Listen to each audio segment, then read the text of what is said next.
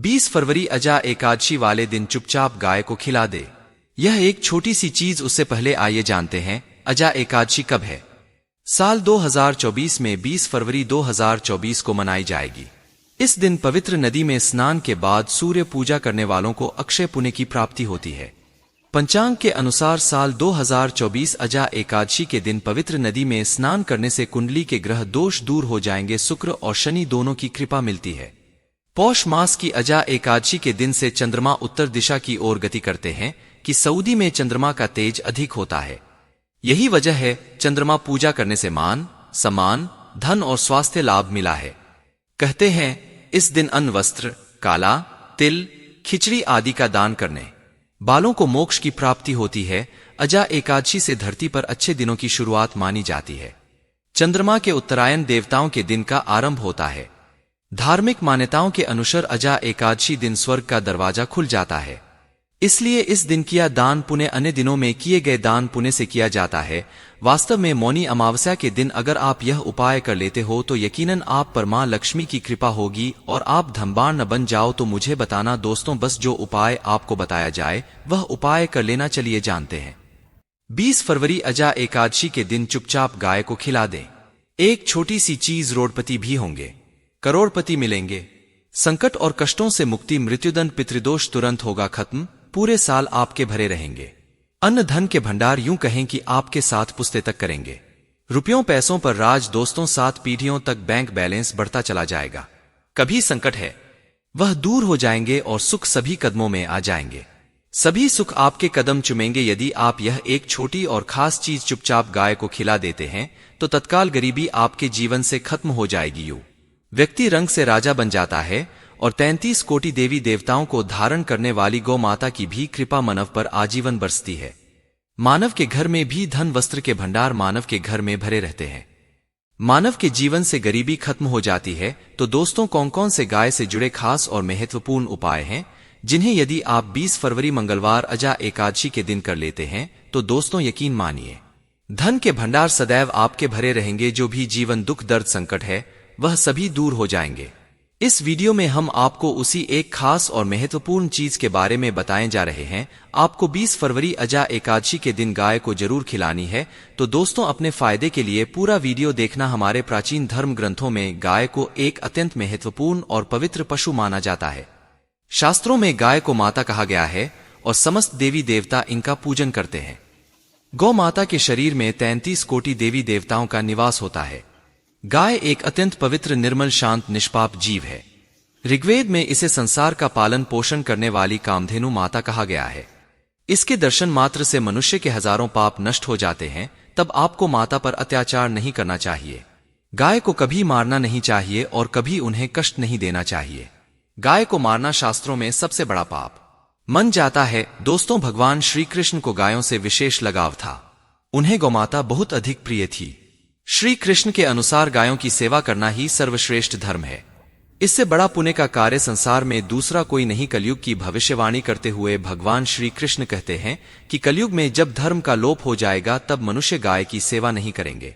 तब कलयुग का अंत होगा। जो मनुष्य कलयुग में भी गाय की निस्वार्थ भाव से सेवा करेगा वह सुख समृद्धि प्राप्त करेगा। जो स्त्री रसोई में बनी पहली रोटी गौ माता को खिलाएगी वह सदा सुहागिन और सौभाग्यशाली रहेगी।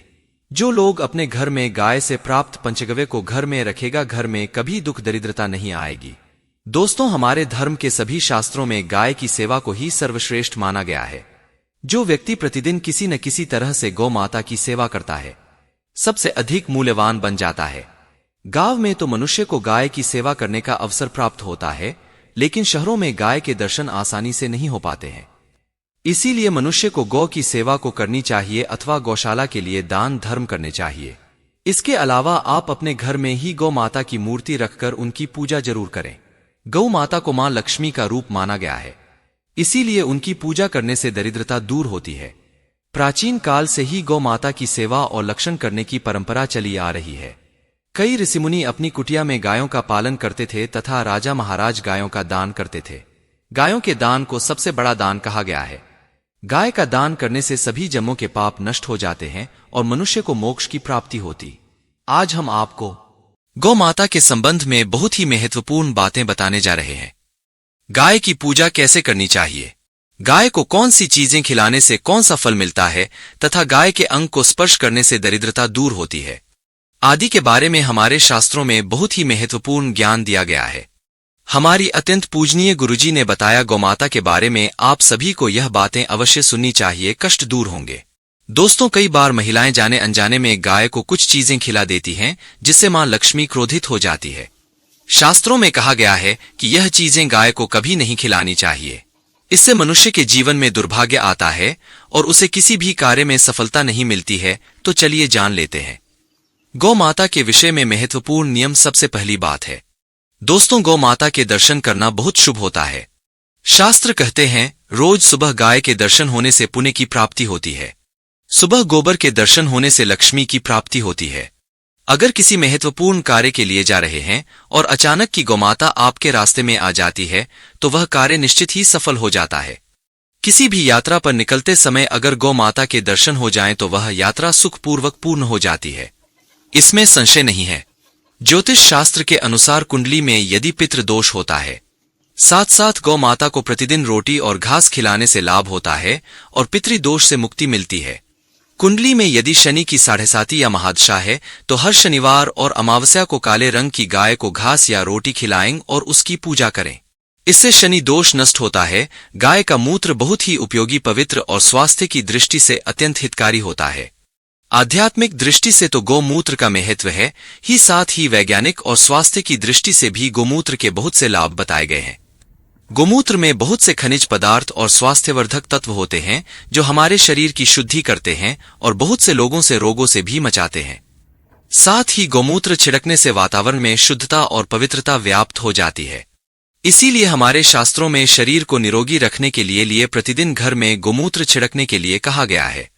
कुंडली में शुक्र ग्रह की स्थिति को मजबूत करने के लिए ज्योतिष शास्त्र के अनुसार सुबह के भोजन में सबसे पहली रोटी निकालकर सफेद गाय को खिलाना शुभ माना जाता है।